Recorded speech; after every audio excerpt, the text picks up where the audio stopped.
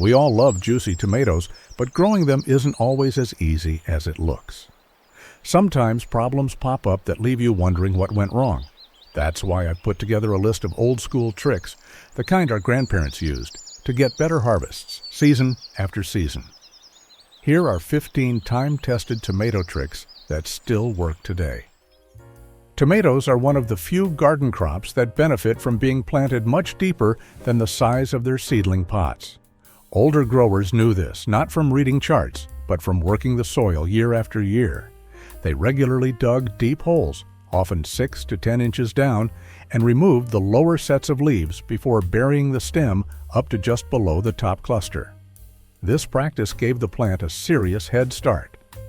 Tomato stems are covered with small, hair-like structures that can grow into roots when buried. By planting deep, gardeners allowed the tomato to grow a much larger root system, which helped it absorb water better, especially during dry spells, and improved its overall stability in strong winds. One of the more unconventional growing methods that gained popularity in some home gardens, especially in the mid to late 20th century, was hanging tomato plants upside down in buckets or pails. The idea was to drill a hole in the bottom of a sturdy bucket, insert a seedling so it grows downward through the hole, and then fill the bucket with soil and hang it from a porch, fence, or trellis. The method was believed to reduce the need for staking, save space, and minimize ground pests. Watering was done from the top, and gravity helped pull nutrients down through the root zone. It looks strange, a tomato plant hanging like a chandelier, but for people with limited garden space or a love of experimentation, it was worth trying. Before landscape fabric or commercial weed barriers, newspaper was a common tool in the garden. Once the paper had been read, it found a second use as mulch. Gardeners laid it flat in layers between tomato rows or around individual plants, then topped it with straw, hay, or grass clippings to keep it from blowing away. This combination helped block light, which prevented weed seeds from sprouting. It also helped conserve moisture by slowing evaporation and kept the soil temperature more stable during hot afternoons.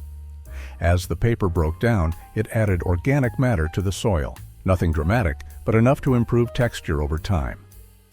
Fungal diseases like early blight or powdery mildew have always been a challenge for tomato growers, especially during humid times. Before commercial fungicides were easily available, gardeners tried using diluted milk as a preventive spray. The practice was simple. Mix 1 part milk with about 9 or 10 parts water and apply it to the leaves with a hand sprayer. The reasoning behind this method was based on the idea that milk proteins formed a light, protective layer on the leaf surface, helping to reduce fungal spores from taking hold. Whether or not the science was fully understood at the time, some gardeners noticed that using milk during the early stages of a problem helped slow its spread. It was most effective when applied early in the day, allowing leaves to dry completely before nightfall.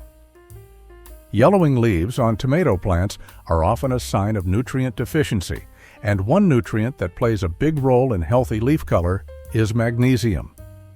Many gardeners, especially those working with sandy or overworked soil, reached for a simple household item, Epsom salt. Stored in jars under the sink or in the back of a cupboard, it was used as a source of magnesium sulfate. The mixture was straightforward, about 1 tablespoon of Epsom salt per gallon of water.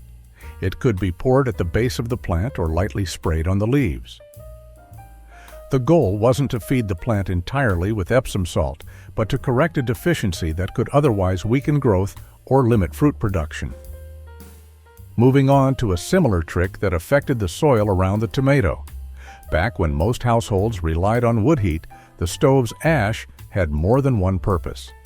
After a good winter fire, the cooled ash was gathered and saved in old buckets or tins. When spring arrived, a light sprinkling went around tomato plants. Ash contains potassium, a key nutrient for strong flowering and fruit development. But it wasn't dumped recklessly. Too much could alter the soil's pH. Folks used it sparingly, often mixing it into the compost heap first or applying just a handful per plant. In lean years, this homemade booster kept tomatoes coming when money was tight. As tomato plants grow taller and start to set fruit, they need support. Otherwise, the stems bend or break under the weight. Before plastic clips and metal cages were widely used, gardeners often turned to whatever soft material they had on hand. Old shirts, worn-out pillowcases, or cotton sheets were cut into strips and used as tomato ties. These ties were gentle on the stems, which is important because tomatoes can bruise or snap if tied too tightly. The cloth was wrapped loosely around the main stem and secured to a wooden stake, trellis, or other support. The softness of the fabric prevented rubbing and scarring during windy days.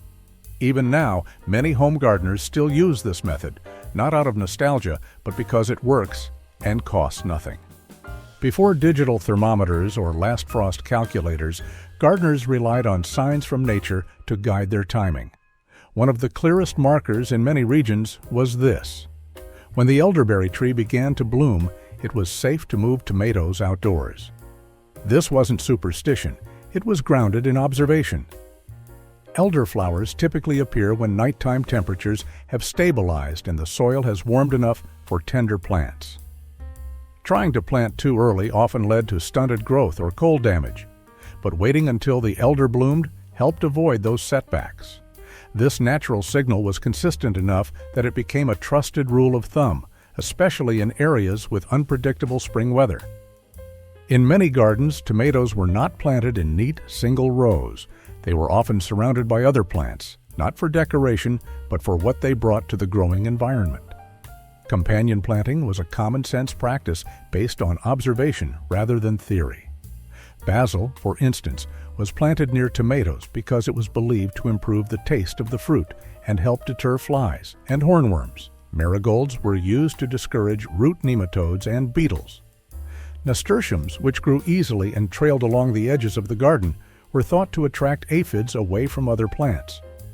These combinations weren't guaranteed fixes, but over time, gardeners noticed that these combinations work well together. Long before natural pest control became a niche market, gardeners were already making their own. A common method involved soaking strong-smelling plants, like stinging nettle, in water for several days. Once the liquid turned dark and pungent, it was strained and poured into a hand sprayer.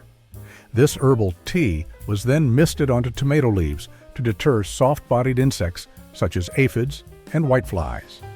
The strong odor made the environment less appealing to pests, and because the solution was plant-based, it didn't introduce anything harmful to the garden ecosystem.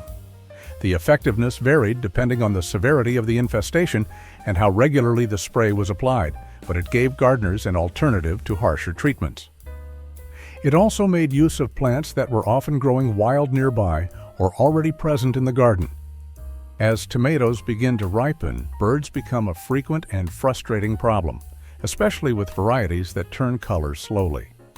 In those times, gardeners relied on a simpler method to deter the unwelcome guests, hanging shiny objects to scare birds away. Aluminum pie tins were one of the most popular options. They were lightweight, reflective, and easy to hang from string or wire across garden beds. When the wind picked up, they spun and flashed in the sun, creating unpredictable movement and light patterns. The noise from clinking or tapping added another level of deterrence. Sometimes old spoons or bits of foil were tied up alongside the tins to enhance the effect.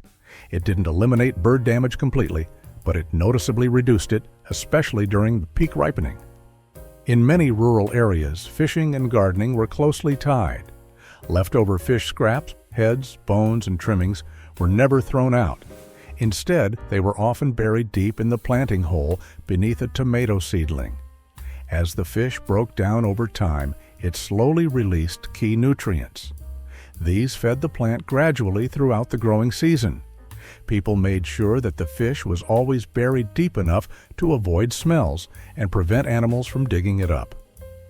Usually, a layer of soil or compost was added over the fish, followed by the seedling, so by the time the tomato's roots reached that depth, the nutrients were already breaking down and becoming available. The next trick is one of the more unusual ones passed down in older gardening circles, inserting a small piece of copper wire through the base of a tomato plant stem. The idea was that copper, known for its antifungal properties, would slowly release into the plant and help prevent diseases like blight. Gardeners would sterilize a thin piece of wire about the thickness of a paperclip and gently thread it through the lower part of the main stem, being careful not to snap or split the plant. It stayed in place all season. Some believed this method helped reduce fungal infections, especially in humid climates where disease pressure was high. Seed saving was once a basic part of gardening, especially in families that grew the same varieties year after year. If a tomato plant produced good fruit, well-shaped, flavorful, and productive, its seeds were set aside for the next season. The process was simple, but required attention to detail. The seeds were scooped out of ripe tomatoes, placed in a jar with a bit of water, and left to ferment for a few days. This broke down the gel coating around each seed. After that, they were rinsed, dried on paper towels or coffee filters, and stored in labeled envelopes or small jars in a cool, dry place. Many heirlooms that survive today exist because someone took the time to save seeds from the best plants year after year and stored them for the next season. And finally, there's a rule almost every gardener hears from someone older, and it gets repeated year after year. Don't water the leaves. It's basic but important. When tomato leaves stay wet for too long, they become more prone to fungal diseases like blight. That's why watering should always be done at the base, early in the morning or late in the evening. Combining that with pinching the suckers and old leaves removal made tomatoes far less vulnerable to fungal diseases.